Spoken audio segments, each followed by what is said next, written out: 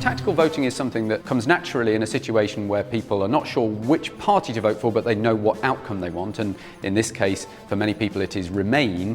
They're just not sure which party is best to achieve that. If you ask the straight question, do you vote tactically? Quite a lot of people won't know what that means, and so you get a misleading answer.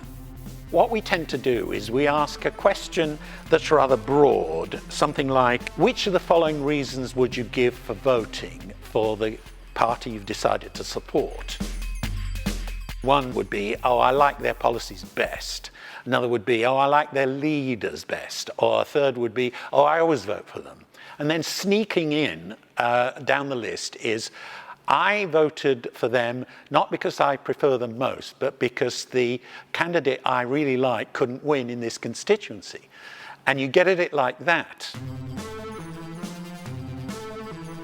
So potentially 10% of the country, the electorate, could vote tactically if you go by that measure. Now that's more than 4 million voters. So it's a big deal. Tactical voting really thrives when people feel pretty similarly about the party they would really like to vote for and the one they might vote for tactically. And that happened a lot between Labour and the Liberal Democrats in the Blair years because there wasn't a huge distance between the parties in terms of policy or ideology. Now Labour is well to the left of the Liberal Democrats, and so whether you're a Labour supporter who is very reluctant to vote for a party that was in coalition with the Conservatives not so long ago, or a Liberal Democrat inclined voter who's not so sure whether you want to vote for the kind of tax rises that you fear under a blood-red Jeremy Corbyn government, then that kind of tactical switching is a lot harder to force yourself to do. You kind of need to like the other party a bit, and there's not a lot of liking going on at the moment.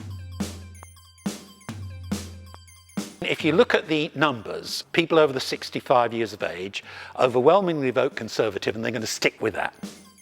18 to 25-year-olds, they are not firmly wedded necessarily to a party, although in 2017 they voted heavily for Labour, and the polls currently show they're favouring Labour by a big margin. But they're more likely to do tactical voting, which means, I suppose, that if there's a lot of young people in a constituency, such as Cambridge, we're going to see more tactical voting there than we are in another part of the country where the average age of the constituency is higher. We do see some sign in the polls that people who are on the Remain side are slowly gathering behind the Labour Party as the option to stop the Conservatives. But what we probably would guess is that that's kind of a national form of tactical voting, as in people aren't paying too much attention to what's going on in their seat. They're instead thinking nationally the best party to beat the Conservatives and to stop Brexit is the Labour Party, so I'll vote for the Labour Party. Attention to tactical detail on the ground, probably limited, but some attention to the wider national picture, yeah. When you start to whittle it down, probably there'll be fewer than 10%. But it might be decisive in some constituencies, I think.